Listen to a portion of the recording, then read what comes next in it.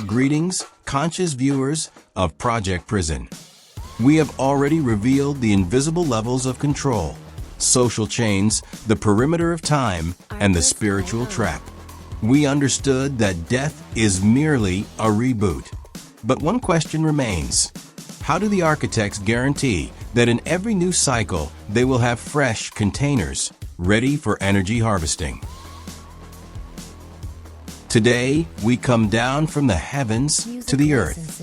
Episode 6, Genetic Slavery.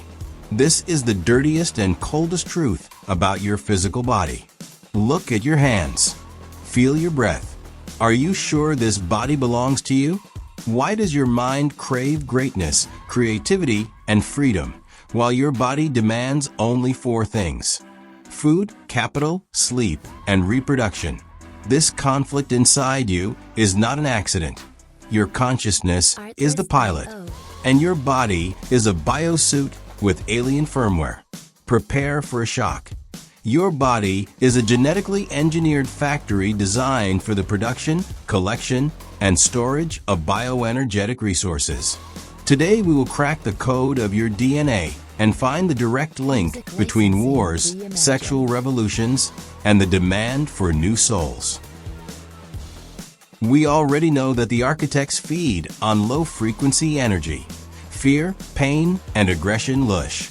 War is not a diplomatic mistake or a conflict of interest. It is an inevitable technological element of the cycle. It is a global harvest. Every major conflict is a planned energy discharge. Imagine a giant steam boiler. Inside this boiler is humanity. Our life force creates pressure.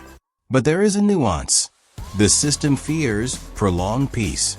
Why? Because in a state of calm, when people are fed and safe, their frequency begins to rise.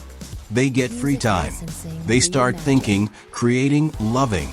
And most terrifying for the wardens, they start asking questions. They start looking up at the stars, not at their feet. The critical mass of awareness grows. For the prison, this is a threat of rebellion and loss of control. The system overheats from an excess of light, energy it cannot digest. And then the emergency pressure valve is activated. The system arranges a war. This is an instant hard factory reset.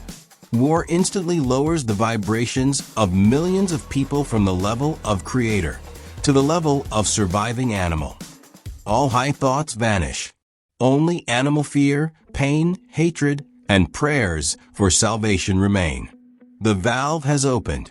All the accumulated potential of humanity, which could have gone into evolution, is vented in the form of lush, concentrated suffering, straight to the architect's table.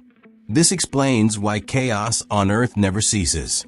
These are not political mistakes or the ambitions of imbeciles. It is the working cycle of an engine. As soon as the batteries recharge and start glowing too brightly, the system presses the war button to melt them dry and drive them back into the darkness. Peace is just a break between the architect's lunch and dinner. However, this process has a side effect. War wears out the batteries. It depletes the farm's overall potential. Millions of containers are destroyed, and the quality of energy in survivors drops due to fatigue and depression. The system urgently needs new, clean, powerful batteries. That is, newborn souls. This is where the instinct of self-preservation kicks in. Do you think it exists to save you as an individual? No. The instinct was written into the code with only one goal: to protect the production line. The system doesn't care about your thoughts. It cares about keeping the genetic material intact, so the conveyor belt doesn't stop. And here we reveal the most cynical mechanism of genetic slavery: the link between death and sex. The system works like a perfect accountant: debit and credit. However many souls left in the war, the same amount, and with a surplus, must arrive through birth. Recall the promises from the previous episode. For a soul to return, it needs a new body. We see a clear systemic pattern. Immediately after the end of major military conflicts, so-called sexual revolutions or demographic booms arise. The clearest example is the baby boom after World War II. It was not the joy of victory. It was the remote activation of the breeding program. The system uses a hormonal leash. Look around. Sex is everywhere. It is in every ad, every movie, every song. You are bombarded with sexual images 24/7. You are told this is freedom, liberation, and enjoyment of life. But in reality, it is a neurobiological hack. The system intentionally keeps you in a state of chronic sexual arousal. Why? Because sexual energy is the most powerful creative force in the universe. It is fuel for your spirit.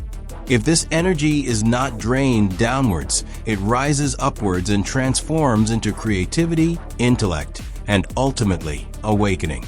But the system does not need creators. It needs batteries. That is why it created the cult of the sexual revolution. You are forced to drain your precious potential in pursuit of momentary dopamine. You are convinced that promiscuity is a sign of success. This is a brilliant deception. You think you are rebels breaking moral norms. But in reality, you are the most obedient workers on the assembly line. The body is an energy printer, and reproduction for the architects is simply printing new forms for soul contracts. Every impulse of passion triggered by media is just a code command. Battery discharged. Replacement needed. Print new body. Your freedom is a maintenance function of the prison. The deepest level of the hack. The genetic imperative has linked the channels of aggression and reproduction.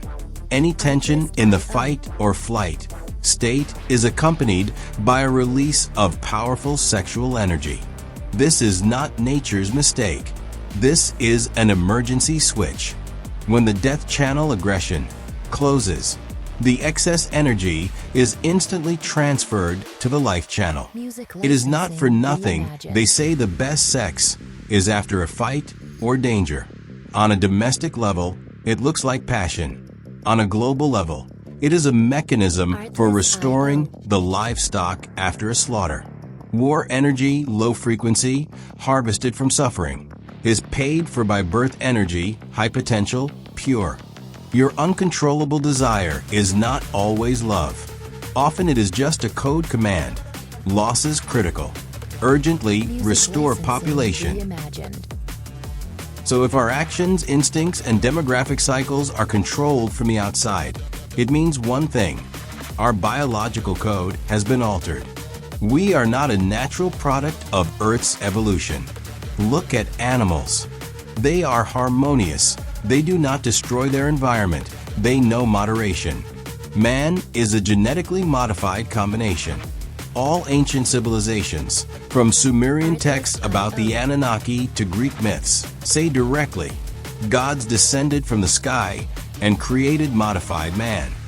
Homo sapiens was designed as the perfect slave, smart enough to work and maintain the system, but limited enough not to see the bars, and most importantly, programmed for frantic, uncontrolled reproduction.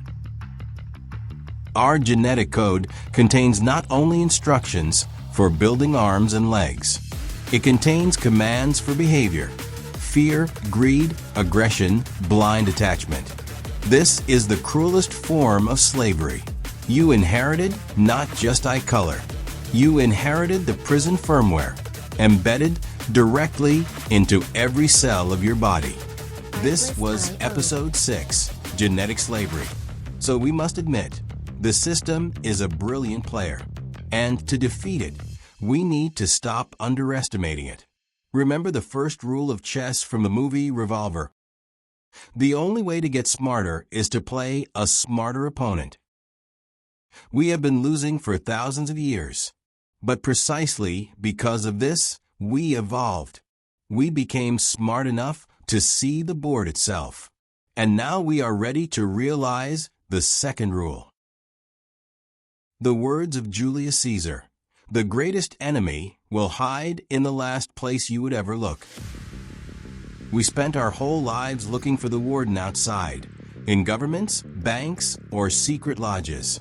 But we never looked where he was actually hiding. He is inside. He flows in your blood. He is written in your DNA. He makes you think his voice is your voice. Share in the comments. Are you ready to acknowledge this internal enemy? Subscribe, like, this helps to break the YouTube algorithms and wake up those who are still asleep. See you in reality.